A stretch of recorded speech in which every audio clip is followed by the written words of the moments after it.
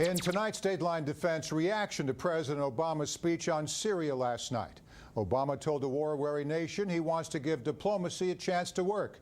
For now, the president has asked Congress to postpone a vote authorizing the use of force against Syria. But he will keep the U.S. military in place. Joining me tonight with the latest on Capitol Insider is Matthew Brodsky, Middle East expert and former director of policy for the Jewish Policy Center. Matt, a plan floated by Secretary of State John Kerry and jumped on by Russia precipitated this turnaround. The proposal would put Assad's chemical weapons under international control. What's the latest tonight?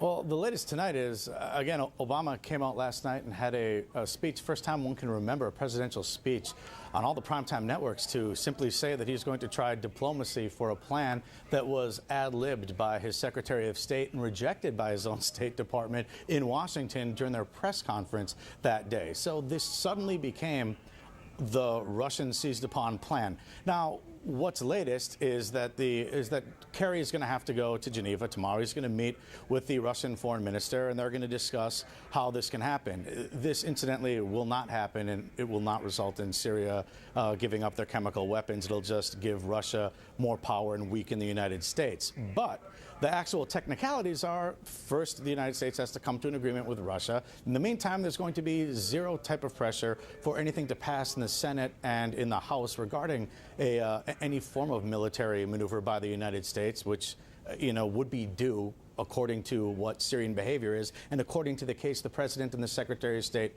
have made themselves. The UN itself is going to have their report ready on Monday, we're told, and that will say that there were chemical weapons used. It won't say who used them, and we're not going to learn anything new from that. So there's no pressure. Obama seems to have found himself an out. He doesn't seem to have wanted to do anything to begin with. So here we are today, and the United States' role in the Middle East greatly diminished, and this doesn't seem to really lead to a place where Syria would actually give up its chemical weapons. Well, you're not pulling any punches, reading between the lines and just reading the lines. You are not optimistic. Let's move on. Oof. Securing Assad's weapons is easier said than done. Here's a passage from today's Washington Post.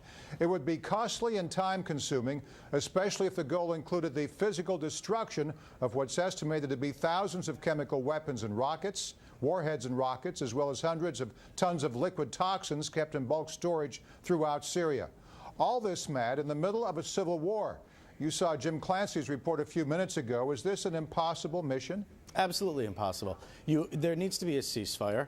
And that's just not going to happen. Those haven't worked out to begin with beforehand. Let's keep in mind Libya. They gave up their WMD program. That took 8 years. There was no conflict going on. I know earlier it was discussed what happened in Iraq previously in the 1990s. This during a situation where the Assad regime used chemical weapons because it needs chemical weapons. It needs those weapons because the reports that it is dramatically beating back the rebels are not actually true. It wouldn't have used them unless it felt that threatened in that Damascus neighborhood, which is near an air base that is very important to it and where it gets its supplies from Iran and Russia. So it's just really hard to see how you're going to have a ceasefire. You're going to have all this time play out.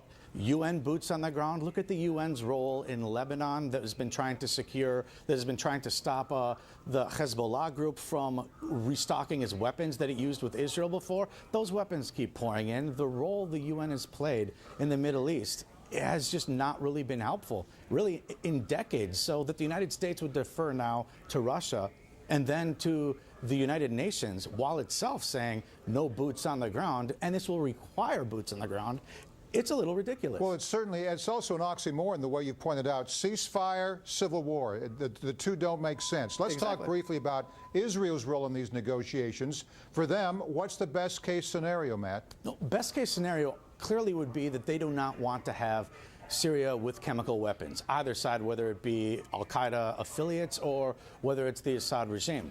But I think it's been a little cynically played by the White House how they've been boosting up that the United States would want to do some military action because of Israel's security. The refugees are flowing into Jordan, into Lebanon, into Turkey.